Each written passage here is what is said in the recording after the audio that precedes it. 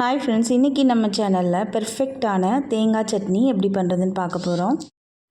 பொதுவாக நம்ம இட்லிக்கு டக்குன்னு நம்ம செய்கிறதுக்கு தேங்காய் சட்னி தான் செய்வோம். அதை நம்ம பெர்ஃபெக்டாக எப்படி பண்ணுறதுன்னு இந்த வீடியோவில் பார்க்கலாம். அதுக்கு நான் ஒரு அரை மூடி அளவுக்கு தேங்காய் எடுத்துருக்கிறேன். தேங்காவை அந்த பின்னாடி தோல் சீவிட்டு எடுத்துட்டேன்.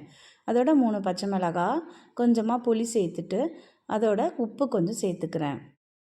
தேங்காய் சட்னி நல்லா கொழுப்பாக இருக்கிறதுக்காக நான் இதோட பொட்டுக்கடலை சேர்த்துக்கிறேன். ஒரு 2 டேபிள் ஸ்பூன் அளவுக்கு பொட்டுக்கடலை சேர்த்துட்டு கடைசியாக பூண்டு சேர்த்துட்டு நம்ம இந்த மாதிரி நைஸாக அரைச்சி எடுத்துக்கலாம். இப்போ நம்ம இதை வேறு ஒரு பவுலுக்கு மாற்றிட்டு மிக்ஸி ஜாரை தண்ணி ஊற்றிட்டு கழுவி ஊற்றிக்கோங்க.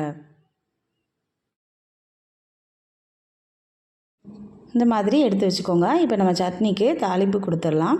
தாளிப்பு தான் ரொம்ப நல்ல வாசனையை கொடுக்கும் சட்னிக்கு. அதுக்காக நான் 2 ஸ்பூன் அளவுக்கு எண்ணெய் சேர்த்துக்கிறேன்.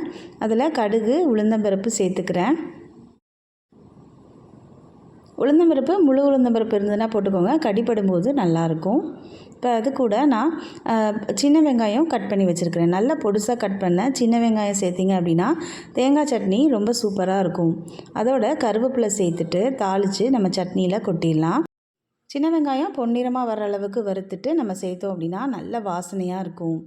சுவையான தேங்காய் சட்னி ரெடி ஆகிட்டு. உங்களுக்கு இந்த வீடியோ பிடிச்சிருந்தது அப்படின்னா நம்ம சேனலுக்கு லைக் பண்ணிவிட்டு சப்ஸ்கிரைப் பண்ணிக்கோங்க. தேங்க்ஸ் ஃபார் வாட்சிங்.